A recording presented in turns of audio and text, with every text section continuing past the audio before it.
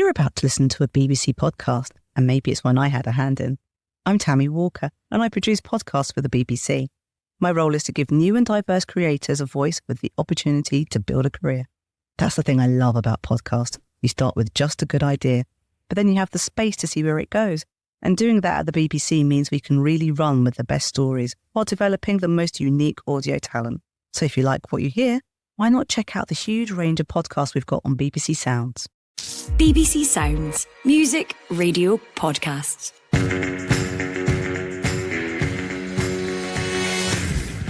Hello and welcome to the Scottish Football Podcast. I'm Liam McLeod, and as we record, the Premiership is on its winter break, but we are still with you, and we're looking back on the first part of the season and publishing mid-season report cards for all 12 top-flight teams.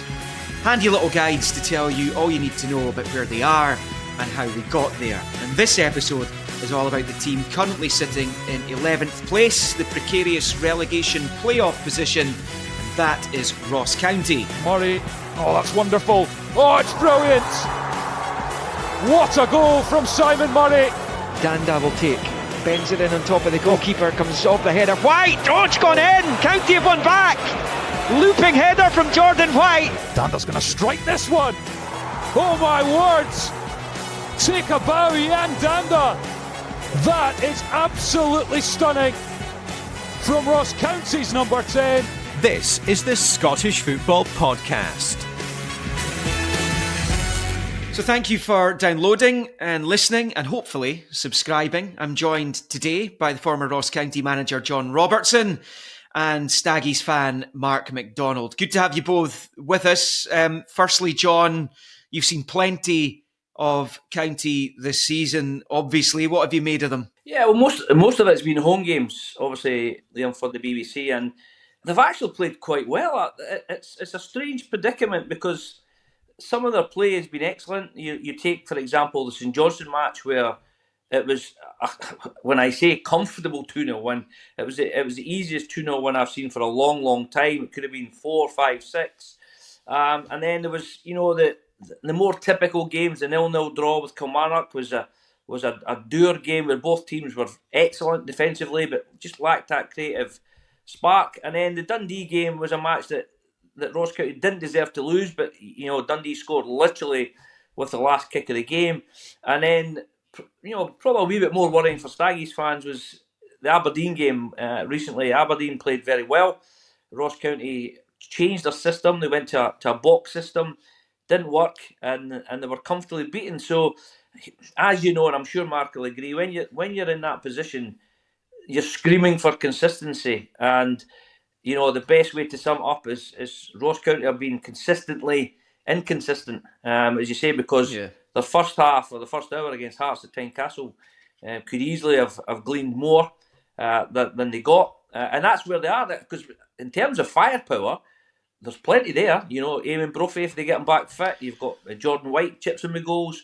Murray runs about and creates a lot of chances for himself and is capable of scoring more goals. So there's certainly firepower there. It's just interesting over the next few weeks to see how Derek's going to tweak the system. He said he doesn't have the personnel or the players to play the system he wants. Well, he can play a 3, he can play a 4, he can play a 5.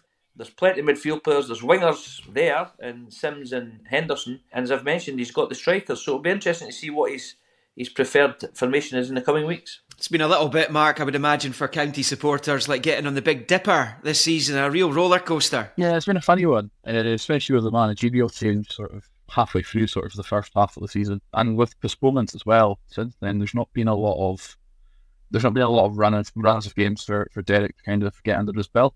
It's been really funny, and like John said, there's games like Hearts where you're thinking that we can go and win a game at Tynecastle, which doesn't happen very often for us, and you go and draw it, and then Dundee where you drop points, and yeah, it has been a totally consistently inconsistent, just don't know what's going to come next kind of season. Like that Aberdeen performance was a bit shocking to come off the back of that good performance at Tynecastle to not even look slightly in the game at all. There was nothing from that game that you would take as a positive, really. But yeah, it's been a really up and down season, and I suppose it's been the story of a lot of our seasons recently that we can't really get a run together. But it'll be interesting to see who's left in the squad and and what Derek does with it coming into January. I was going to say you'll be hoping, Mark, that the club that Robbo is most synonymous with doesn't come near Jan Danda this month. I would have thought. In a sense, yes, but I think with the comments Derek's made to come back, I think everyone's got their price this month.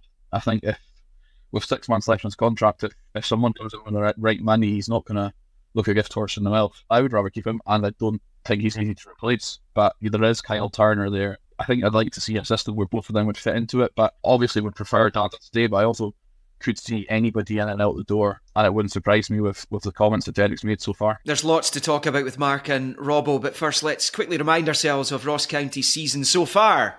O'Reilly gets it from Kyogo, right hand side of the box, he shoots and scores! A fabulous goal! It is Celtic 4, Ross County 1. Goal!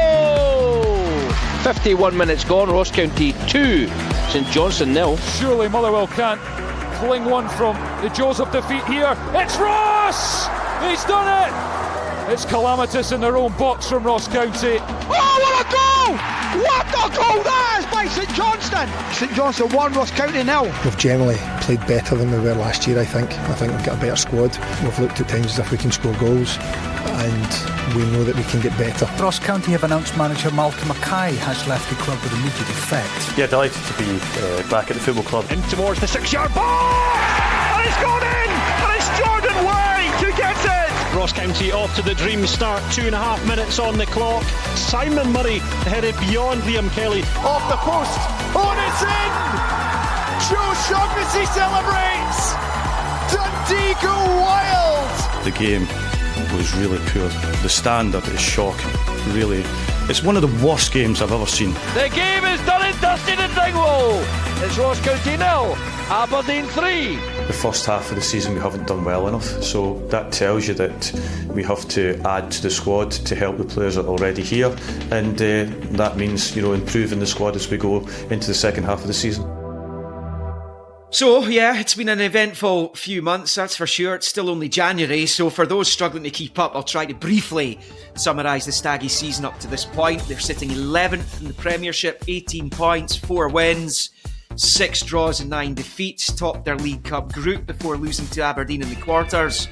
Their league campaign beginning with that 4-2 defeat at Celtic, which was followed by the 2-0 win at home against St Johnstone. And after that is where things started to go wrong. A run of 9 games without a victory saw Malky Mackay sacked as manager, Derek Adams coming back in for his third spell in charge and beginning with a run of 3 clean sheets in his first 3 matches, picking up 7 points from a possible 9.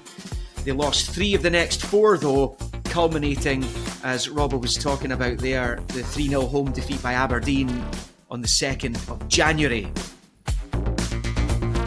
So Mark, how would you sum up the season so far? I think the return of Adams is always going to be a high point and sort of a good feel-good fact to come back to the club. And the 3 games after that were really good. That spell just before Malky left the club was quite disappointing with some of the results in there as well. The dropping 2 points at Motherwell, the losing the 3-1 lead with about 10 minutes to go. I was at that game myself, and that game should never have ended up with anything except the Ross County win. And it was a total throwaway, and it was games like that we weren't able to really see out. There was a lot of disappointing results, and performances didn't seem to be in it at all. And then when Adams came in, like you said, that run of 3 clean sheets, the game against Motherwell at home, where you went 3-0, and that was 3-0 going on 4 or 5. That game could have been a good few more, but there's been inconsistency again come back in after that initial good run of games, and you wonder if it was a bit of a bounce. And now Adams is going to need to put his stamp on the squad now that we're in the window. He's got previous in our January windows of totally changing the squads and totally bringing in players that nobody's known and nobody's heard of, and then coming out to be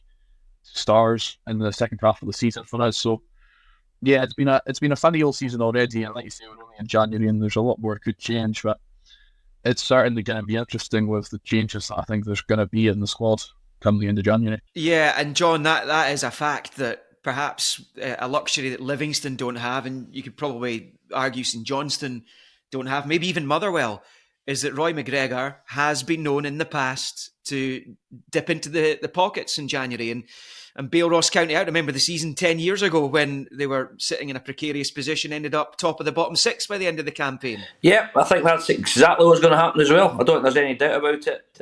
Roy will dip in and bring in, the rumours are 4 or 5 players are going to come in. but they want 4 or 5 players out. So, Mark's right. It's a big January for Derek, but he's got the experience of handling this before. He's been in this situation before. He knows the club. He knows the situation. Roy will know exactly what he wants. They'll have had plenty of conversations because they'll want to get players in and up and running and training with the team and ready for, first and foremost, the Scottish Cup tie. But then, as Mark has already said, they've got matches to catch up with. They've got the likes of Hibs at home, etc. And they need to start picking up points, because the good news is, despite going 9 games without a victory, they're not adrift. Livingston, there's a little bit of a gap just now, and Livingston fans will be fearing the worst. I'm sure David Martindale will bring in 2 or 3. He'll not have the luxury of a Roy McGregor to back him. So County, as I say, Motherwell are in the hunt. St Johnstone are still down there. So they're not cut adrift, and it's going to be very interesting. So there's plenty, there's no point panicking at the moment. I think it needs a cool head. I think Derek will bring that. He's come out with a couple of cracking comments already, which has riled up the opposition and riled up Scottish football. That's what Derek does. That's part of his persona. That's part of his makeup. And one thing for sure, as we know, I was a big fan of Malky Mackay, and I thought he did a terrific job, and I'm sorry to see him go. But Derek will fight his corner for Ross County, and he will fight Ross County's corner and the Highland football corner as well, because he knows how difficult it is to be a manager up here and how difficult it is to be a player up here. And as Mark will tell you, how difficult it is to be a fan up here as well. Just finally on this, Mark, what's the expectation level amongst the Ross County supporters these days? And are they meeting that at this point of this season, do you think? I think the mad thing about the last decade as a Ross County fan has been that the expectations are just going to be so high now. I'm in my late 20s, and most of my adult life we've been in the top flight, which is a ridiculous statement for a Ross County fan to say. That would never have been the case. But yeah, it's always going to be a case of staying in the top flight. But the longer you do that, the more you think we should be pushing for a top 6 place. And you see other teams like St Johnstone for a sustained period in the last decade pushing, getting those European ties and stuff like that. So I think the expectation of any from season to season, once you see what other teams are doing, like in a season where Hearts, Hibs, Aberdeen are all hitting form and doing well, you never really expect to catch them. But if you can, great. But for a season like this where Aberdeen have been faltering a bit, nobody's really taken away a big lead into third. Nobody, as a Ross County fan, is expecting us to finish third or even push top 6. But if we can do it, it's always good. So I think the main thing, I'm just not by myself here, I don't know if our fans think this, but since Derek's been away, we've not really had a Scottish Cup run like we did back in like 2010 and the League Cup run in 2016 under Jim and Billy Dodds. But that kind of cup run can just galvanise support again. We got it with the playoff game against Partick at the end of last season. It was galvanising, but there's not been those cup ties that have pushed the fans to go and travel to Hampden and themselves and say they did 10 years ago. I'll tell you what, when the draw was made for the 4th round of the Cup, that was the tie, or one of the ties that jumped out to me, was Partick Thistle going back to Dingwall after everything you guys put them through at the tail end of last season in that playoff final. Anyway, let's have a look at the Ross County squad, perhaps a little bit deeper, the managerial situation. John, do you kind of feel, given the run he was on, and you mentioned earlier you felt sorry for him, felt he was doing a good job, that it was inevitable that Malky Mackay was going to go when he did, given the run that they were on? The modern game dictates that now, Liam, unfortunately. To be a young manager these days is very difficult, because, when I first started out 20 years ago, a 2 or 3 year contract was a 2 or 3 year contract. You got an opportunity to build a side and add to it or take away from it and do what you had to do. Whereas now, if you ever run 7 defeats, the fans want you out. It's simple and straightforward as that. Malky had gone 9 matches without a win and knows himself that when you go that length of time, you're putting yourself under pressure. There's absolutely no doubt about it. And in the top league, sometimes you can look at a run of games and think, we're going to win though, this. We're in a great run of form. I don't see how we're going to lose a game. Then you get a run where you think, oh Jesus, look at this run of games coming up. Where are we going to nick 3 points? Where are we going to go and get something here? And it's that type of league. But it's interesting, John, isn't it? Because Motherwell stood by Stuart Kettlewell, former county manager, of course, and he went longer without a win. That's where, as a board, you have to. It's not a gamble per se, but you have to stand by. Sometimes you have to stand by a manager. As far as the new signings are concerned, Mark, the ones that were brought in the summer, it looked like a really strong squad and really good signing. Scott Allardyce was brilliant for Cally Thistle. He was signed. Kyle Turner, you mentioned. Jay Henderson. Eamon Brophy came back to the club. There was obviously the disappointment that Scott Hye's loan didn't work out. He's gone back down the road, having played so often in the English second tier. Will Nightingale's come in and he has just extended his stay as well. Do you think it's as strong a Ross County squad as you've seen there, including the side that won the League Cup and went to the Scottish Cup final? Yeah, name-wise, absolutely. It's definitely one of them. You've got a Scotland captain named Brophy less than 5 years ago. And yeah, it's as strong a side as I can remember. You're looking at players that have played at a high level elsewhere as well, whereas the Cup line squad is much of a great squad, a lot more sort of players that have been with County, like Michael Gardine. Liam Boyce had come, obviously now at Hearts and gone on to do better things, but it wasn't a side that had done bigger things beforehand. It was a side that then went on with Jackson Irvine and that to do bigger things afterwards. Whereas this is a side, they've had careers elsewhere and have then come up to County, and the names and the cost is there for all to see. So it's a side that I feel like it should be doing better. Signings like even like James Brell in the fullback, he's an excellent signing as well. He showed it even in the opening game against Celtic. I thought that might set the tone for the season, but it didn't really. Where we were actually quite unlucky, I felt that day, to not get something at Celtic Park, which isn't a feeling that I'm really used to. To go to Celtic Park on Flag Day and put in a not many people are, to be fair. Well, exactly. So to go there and put in a performance that on another day potentially gets you something. There can't be many teams that go to Celtic Park and score 2 and don't get a point. So it's been a disappointment in that point of view from the squad. But yeah, it's as good a squad name-wise as I can remember. And you do wonder there's a few that maybe aren't performing to the standard that you'd hoped for at the start of the season. Robbo, I can't do a Ross County mid-season report card without referencing Derek Adams' infamous post-match interview after the Dundee game. Lost that last-minute goal, saw them lose the match. What did you make of it? I think he's just come out and he's thought, he's annoyed, he's passionate, Derek, and he'll say, listen, he's come out with other ones, and I'm sure we'll hear a few more Brammers before the end of the season. That's the way he is. So. He's very focused. He's, as I said, he'll fight County's corner. It was comments that we didn't need, and I'm sure, and I think Derek, in hindsight, has realised that. He's apologised to his players. Will he apologise to the rest of Scottish football? No, that's not his way. But he's apologised. He understands it in the heat, in the moment afterwards, that he said the wrong things. We've all done that. I've been there, I've done it, and you sometimes, a couple of days later, you reflect and think, Jesus, why the hell did I say that? Or what was I thinking? The problem is you're not. You're trying to process the whole game. You're trying to process what you've done wrong or what your players have done right. And in a game like that, you're thinking, how did we lose that game? It was just, it was a 0-0. After 10 minutes, you could have told everybody it was going to be a 0-0 because neither team looked capable on the day breaking anything down.